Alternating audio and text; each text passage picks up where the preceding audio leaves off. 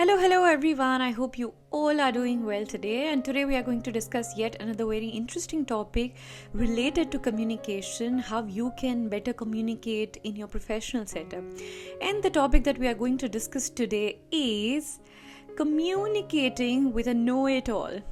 Well, we have all encountered stubborn leaders, bosses, or managers with a know it all attitude. When approached with suggestions or feedback, their immediate response is often, "Oh, I already know that." Now, the bad news is many leaders are so overconfident in their beliefs that they dismiss valuable ideas and cling to poor ones. But the good news is, even the most overconfident, rigid, or difficult individuals can be encouraged to open their minds. It's all about finding the right approach, you see. So, we are going to learn about this right approach today. And don't forget to subscribe to my channel, and let's get started.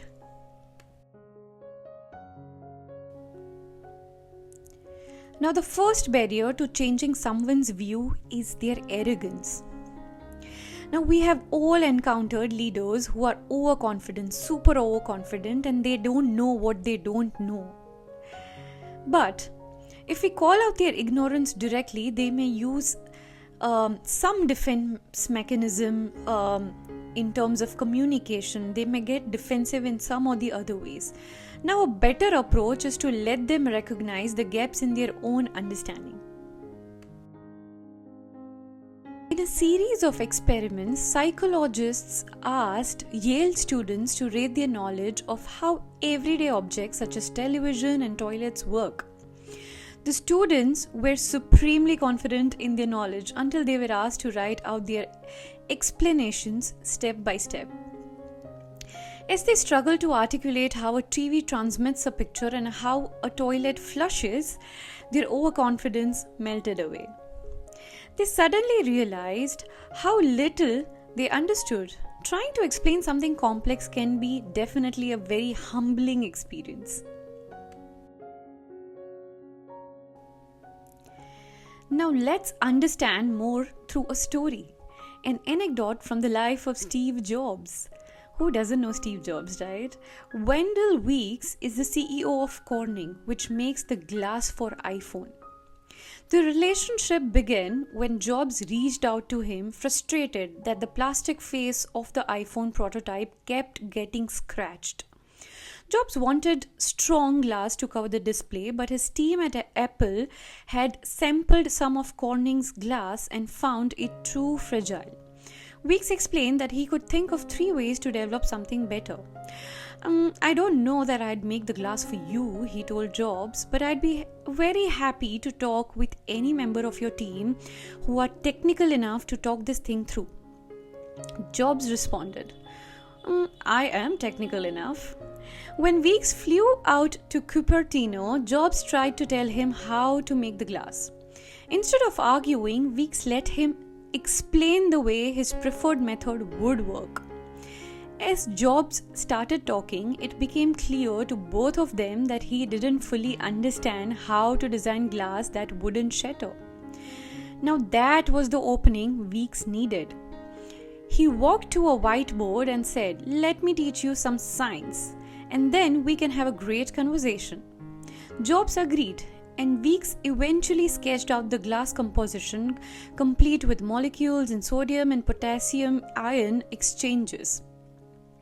They ended up doing it the Weeks way.